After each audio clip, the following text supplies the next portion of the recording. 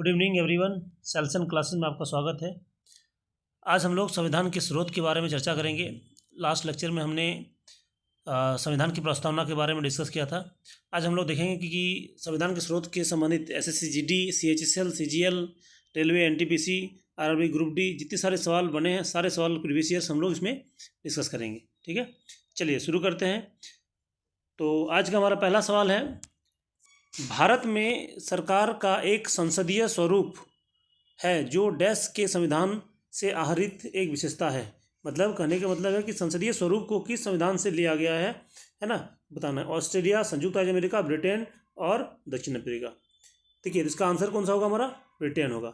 एक आपको चीज़, आपको लॉजिक याद रखना है कि कहीं पे भी आपको संसदीय शब्द आ जाए, है ना, संसदीय शब्द कहीं पे भी आ जाए तो आपको ध्यान रखना है कि वो ब्रिटेन से लिया गया है वो या फिर यूनाइटेड किंगडम से लिया गया है। ठीक है, ध्यान रखना है। संसदीय प्रणाली कहीं पे भी लिखे रहे, जैसे मान लीजिए पूछा है संसदीय विशेषाधिकार कहाँ से लिया गया है, तो भी क्या होगा? ब्रिटेन होगा। संसदीय स्वरूप कहाँ लिया गया है, तो भी ब्रिटेन होगा। द्विसदनात्मक कहाँ पे होगा, तब भी ब्रिटेन होगा। मतलब कहीं पे भी संसद लिखा हो तो आपको वो प्रावधान कहाँ से लिया गया है? ब्रिटेन से लिया गया है। ठीक है, क्यों? क्योंकि हमारे ब्रिटेन ने उतने दिनों तक, है ना, लगभग 2 सालों तक हमारे यहाँ राज किया, तो उनकी प्रणाली को ही हमने अपनाया है। ठीक है, ध्यान रखना है। आगे आते हैं क्वेश्चन नंबर 2। मैं बार बार बोलता हूँ कि आप लोगों को थोड़ा सा लॉजिक से हमेशा ध्यान रखना है ना। लॉजिक करने का मतलब है जो तर्क है वो तर्क याद रखेंगे तब आपको याद करने में कोई दिक्कत नहीं होगी। देखिए दूसरा सवाल क्या है, भारतीय संविधान में द्विसदनीय प्रणाली, इसमें भी देखिए सदन आ गया। सदन आ गया, इसका मतलब इसका आंसर कौन सा होगा? United kingdom. तो यूनाइटेड किंगडम इसका क्या होगा? आंसर होगा। तो एक लॉजिक आप याद रखेंगे तो आपको कोई याद करने का जरूरत ही नहीं पड़ेगा। बस आपको ध्यान रखना है कि जो नेचुरल तरीका है पढ़ने का उसी को फॉलो करना है। ट्रिक के चक्कर में क्या होता है ना, याद नहीं होता है, ट्रिक एक्स्ट्रा बर्डन हमारे ऊपर पड़ जाती है, ये ध्यान रखना है। देखिए तीसरा सवाल है, भारतीय संविधान में राष्ट्रपति के चुनाव की विधि को डैश के संविधान से लिया गया है। बताइए, जर्मन, दक्षिण अफ्रीकी, है ना, संविधान, या फिर आयरिश, या संयुक्त राज्य अमेरिका। आपको बताना है इसमें कौन सा संविधान से लिया गया है। बताइए इसका आंसर कौन सा होगा? इसका जर्मनी से नहीं होगा, क्योंकि जर्मनी से आपातकाल का प्रावधान लिया गया है। दक्षिण अफ्रीका में संविधान संशोधन कर लिया गया है ना। बचा दो, कौन सा हमारा? संयुक्त राज्य अमेरिका और आयरिश। तो कौन सा हो जाएगा? ये होगा इसका आंसर, ये संयुक्त राज्य अमेरिका। क्योंकि राष्ट्रपति, देखिए राष्ट्रपति, और आपको ध्यान रखना है कि सर्वोच्च न्यायालय, है ना, राष्ट्रपति या न्यायालय, ये दो प्रावधान। तो आप यदि इससे संबंधित कोई भी चीज़ आपसे पूछा जा रहा है कि ये न्यायालय से संबंधित कौन सा प्रावधान लिया गया है, तो आपको क्या टिक करना है हमेशा? ये संयुक्त राज्य अमेरिका, यूएसए। तो यूएसए से ही हमेशा राष्ट्रपति और न्यायालय के अधिकतर प्रावधान लिए गए हैं। तो अब नहीं भी कुछ भी याद नहीं है, बस इसको इतना याद रखना है कि राष्ट्रपति और न्यायालय दो कहाँ से लिया गया है? न्यायालय संबंधित संयुक्त राज्य अमेरिका से। ठीक है, चलिए नेक्स्ट आते हैं चौथा नंबर। निम्नलिखित में से किस राष्ट्र के संविधान से प्रेरित होकर भारत ने अपने संविधान में नीति निर्देशक तत्व को जोड़ा है ना। नीति निर्देशक तत्व मतलब directive principle of state policy, या शॉर्ट में से डीपीएसपी भी कहा जाता है। डीपीएसपी क्या होता है? सरकार के लिए, राज्य सरकार और केंद्र सरकार के लिए मार्गदर्शन का काम करती है कि सरकार कानून बनाते समय, ये दोनों सरकार कानून बनाते समय डीपीएसपी के प्रावधानों को ध्यान रखेगी और उसको अनुपालन करने की कोशिश करेगी। तो इन प्रावधानों का वर्णन संविधान में कहाँ से किया गया है ना, 36 से 51 के बीच में किया गया है। ठीक है, आर्टिकल 36 से 51 के बीच में। और ये हमारा किस संविधान से, किस देश से लिया गया है? तो ये हो जाएगा डीपीएसपी नीति तत्व। आपको बताना है आयरलैंड। आयरलैंड कहाँ पे मिलेगा? तो ब्रिटेन के जस्ट बगल में ही आपको क्या मिलेगा? आयरलैंड मिलेगा, ध्यान रखना है। चलिए अब नेक्स्ट आते हैं हम लोग क्वेश्चन नंबर 5। क्वेश्चन नंबर 5 देखते हैं। क्वेश्चन नंबर 5 क्या है, भारतीय संविधान में मौलिक अधिकारों की अवधारणा को निम्नलिखित में से किस देश से लिया गया है? ठीक है, ये मौलिक अधिकार कहाँ से लिया गया हमारा? ये हमारा कौन सा है? संयुक्त राज्य अमेरिका है। आपको पता होगा कि अमेरिका संविधान बनने के बाद बिल ऑफ राइट्स एक चार्टर बना, बिल ऑफ राइट्स। तो बिल ऑफ राइट्स का ही हमारे यहाँ पे ट्रांसलेशन हमने किस में किया है? मौलिक अधिकारों। तो अमेरिका में जिस तरह बिल ऑफ राइट्स है, उसी तरह से भारत में मौलिक अधिकार है नागरिकों के लिए। तो कहाँ से लिया गया है? अमेरिका से। ठीक है, ये ध्यान रखना है, क्योंकि सबसे पहली बार अधिकारों की बात कौन संविधान में की गई है? अमेरिकी संविधान में। नंबर 6, भारत में एकल नागरिकता का अवधारणा किस राष्ट्र से लिया गया है? तो इसका आंसर क्या हो जाएगा हमारा? इसका आंसर होगा यूनाइटेड किंगडम होगा। क्यों? आप देखिए एकल नागरिकता क्या होती है। अमेरिका में क्या है? दोहरी नागरिकता है। अमेरिका में क्या है? कैसी नागरिकता? दो नागरिकता है। दोहरी नागरिकता मतलब दो नागरिकता है। किस प्रकार से?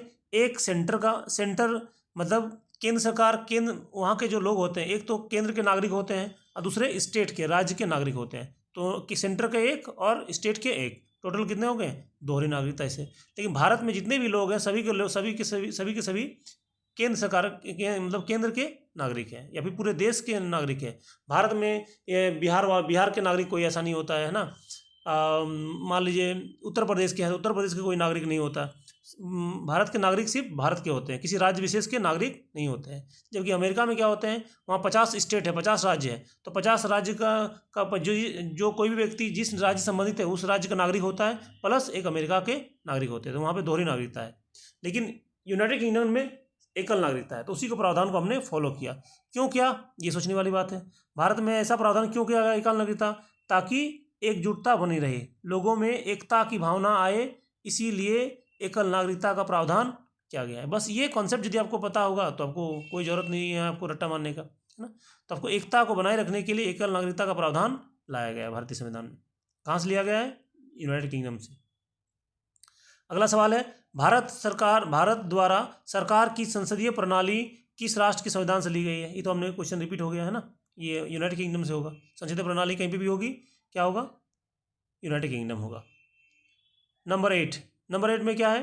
भारतीय संविधान में अवशिष्ट शक्तियों को किस देश के संविधान से लिया गया है? कनाडा, ऑस्ट्रेलिया, यूनाइटेड किंगडम और आयरलैंड। देखिए भारत में 7वीं अनुसूची भारतीय संविधान की 7वीं अनुसूची में शक्तियों को 3 भागों मूल रूप से बांटा गया है ना। एक होता है संघ सूची, सेंट्रल लिस्ट, उसके बाद दूसरा होता है राज्य सूची और तीसरा होता है समवर्ती सूची।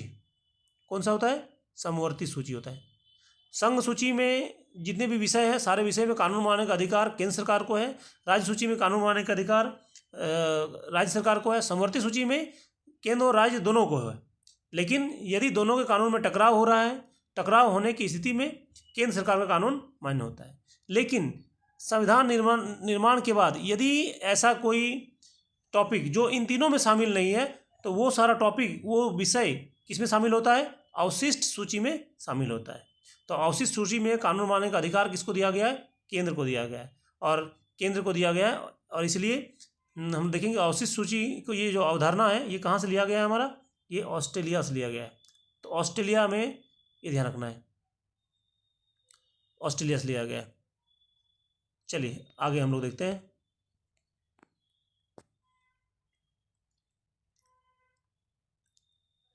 भारत के संविधान में मूल कर्तव्य डैश के संविधान से लिया गया है। ये कौन सा होगा? अभी तो हम लोग पढ़ लिया इसका, कौन सा? यूएसए। ये क्वेश्चन आरआरबी ग्रुप डी में पूछा गया है। नेक्स्ट, भारतीय संविधान में शामिल मौलिक कर्तव्यों को किस देश से अंकित किया गया है? यूएसएसआर। सॉरी, ये इसका आंसर क्या हो जाएगा? ये आंसर होगा यूएसए, है ना। अलग अलग किस्म 2022 में पूछा गया है। नेक्स्ट सवाल है, भारत के संविधान में अर्धसंघीय शासन प्रणाली की विशेषता किस देश से संविधान से ली गई है? ये बताना है। अर्धसंघीय प्रणाली का मतलब क्या होता है ये ध्यान रखना आपको। देखिए अर्धसंघीय प्रणाली या फिर इसको हम लोग बोल सकते हैं मजबूत केंद्र के साथ संघ। क्या बोला जाता है इसको? मजबूत केंद्र के साथ संघ। मजबूत केंद्र के साथ संघ, ये ध्यान रखना है। मतलब ऐसा संघ या संघीय प्रणाली जिसमें केंद्र सरकार मजबूत हो या केंद्र सरकार को राज्यों की तुलना में अधिक शक्ति प्राप्त हो, उसको क्या बोला जाता है? मजबूत केंद्र के साथ संघ, या फिर उसी को बोला जाता है अर्धसंघीय प्रणाली के नाम से जाना जाता है। ठीक है, ध्यान रखना है। कहीं कहीं क्या होता है कि अमेरिका में क्या होता है, केंद्र राज्यों को बराबर बराबर शक्तियाँ प्राप्त है, लेकिन भारत में क्या है, केंद्र सरकार को ज़्यादा मजबूत बनाया गया है। क्यों बनाया गया? ताकि देश की एकता और अखंडता को बनाए रखा जा सके। तो ये प्रावधान कहाँ से लिया गया हमारा? ये कनाडा से लिया गया है, ध्यान रखना है। कनाडा से क्या लिया गया है? अर्धसंघीय प्रणाली या फिर मजबूत केंद्र का प्रावधान लिया गया है। कैसे, इसके बारे में हम लोग कभी डिटेल में चर्चा करेंगे, फिलहाल इस वीडियो में नहीं करेंगे। चलिए नेक्स्ट आते हैं। भारत के संविधान की इसमें कौन सी विशेषताएं यूनाइटेड किंगडम के संविधान से ली गई है, आपको बताना है। समवर्ती सूची कहाँ से ली गई है? ऑस्ट्रेलिया से। राज्य की नीति तत्व कहाँ से ली गई है? आयरलैंड से। मौलिक कर्तव्य कहाँ से ली गई है? यूएसए से। तो बचा कौन सा? एकल नागरिकता। तो एक इसका प्रावधान कौन सा होगा? एकल नागरिकता का प्रावधान यूनाइटेड किंगडम से लिया गया है। क्वेश्चन नंबर हम लोग आते हैं 13। स्वतंत्रता, समानता और बंधुता, ठीक है, के प्रावधानों के अंगीकरण हेतु भारतीय संविधान निर्माताओं द्वारा किस देश से विचार लिया गया है? देखिए आपको पता होगा, आप यदि पढ़े होंगे, फ्रांसीसी क्रांति। कौन सा है? फ्रांसीसी क्रांति। फ्रांसीसी क्रांति के दौरान इन तीनों शब्द का जन्म हुआ था, है ना। माना जाता है कि फ्रांसीसी क्रांति का उत्पाद कौन सा है? स्वतंत्रता, समानता और बंधुत्व, ध्यान रखना है। तो इन दोनों शब्द कहाँ से लिया गया है? फ्रांसीसी संविधान से लिया गया है, ठीक है। चलिए क्वेश्चन नंबर 14। भारतीय संविधान में स्वतंत्रता, समानता, बंधुत्व का सिद्धांत किस देश से लिया गया है ना। ये तो अभी हमने पढ़ा, कौन सा? फ्रांस। देखिए कितने सारे आरपीएफ कांस्टेबल में पूछा गया है, आरआरबी एएलपी में पूछा गया, ग्रुप डी में पूछा गया। इतने सारे क्वेश्चन बार बार रिपीट हो रहा है। आप इन क्वेश्चन को बार बार कोशिश कीजिए कि बार बार रिवीजन करें ना, बार बार वीडियो को एक बार देखिए, 2 बार देखिए, ताकि इससे क्या होगा, आपको रिवीजन होता रहेगा, है ना। क्वेश्चन आपके माइंड में एकदम रटा होना चाहिए। इसलिए मैं बार बार क्वेश्चन के नीचे में किस एग्जाम में पूछा गया है उसका मैं सारा क्वेश्चन नीचे टैग कर देता हूँ, ताकि आपको समझ में आए, फीलिंग हो नहीं कि क्वेश्चन कितना इंपॉर्टेंट है, ठीक है। ध्यान, सारे क्वेश्चन बहुत इंपॉर्टेंट है। मेरा ये क्वेश्चन सारे मेरे द्वारा बनाया गया नहीं है, सारा प्रीवियस ईयर क्वेश्चन है, ये ध्यान रखना आपको ना। एक एक चीज इंपॉर्टेंट है, रिपीटेड क्वेश्चन बार बार हर एक एग्जाम में आता है। निम्नलिखित में से कौन सा भारतीय संविधान के स्रोत नहीं है? बताइए। फ्रांस से हमने क्या ले लिया? स्वतंत्रता, समानता, बंधुत्ता। आयरलैंड से क्या लिया हमने? नीति तत्व। यूएसए से क्या लिया? मौलिक अधिकार और राष्ट्रपति वगैरह, है ना। और ये डेनमार्क से हमने कुछ नहीं लिया है, तो इसका आंसर क्या हो जाएगा? डेनमार्क, ये ध्यान रखना है। तो डेनमार्क से हमने कुछ नहीं लिया, तो इसका संविधान का स्रोत नहीं है। डेनमार्क से हमने कुछ उधार नहीं लिया है। चलिए नेक्स्ट आते हैं क्वेश्चन नंबर 16। भारत में राज्यसभा सदस्यों के अप्रत्यक्ष चुनाव संवैधानिक प्रावधान किस देश से लिया गया है? बहुत इंपॉर्टेंट है ना, वो ध्यान रखना। तो राज्यसभा में जो सदस्यों का चुनाव होता है वो अप्रत्यक्ष विधि से होता है ना। क्योंकि इसमें जनता द्वारा राज्यसभा के सदस्यों का चुनाव नहीं होता है, जनता के प्रतिनिधियों के द्वारा होता है ना। तो आपको बताना है कि कौन सा देश से लिया गया है। जर्मनी? नहीं, जर्मनी से नहीं होगा, क्योंकि जर्मनी से आपातकाल प्रावधान लिया गया है। दक्षिण अफ्रीका में क्या लिया गया है? संविधान संशोधन से लिया गया है ना। इसमें क्या लिया गया? आपातकाल, ये ध्यान रखना है। संयुक्त राज्य अमेरिका से तो बता दिया, तो ये बचा कौन सा हमारा? इंग्लैंड।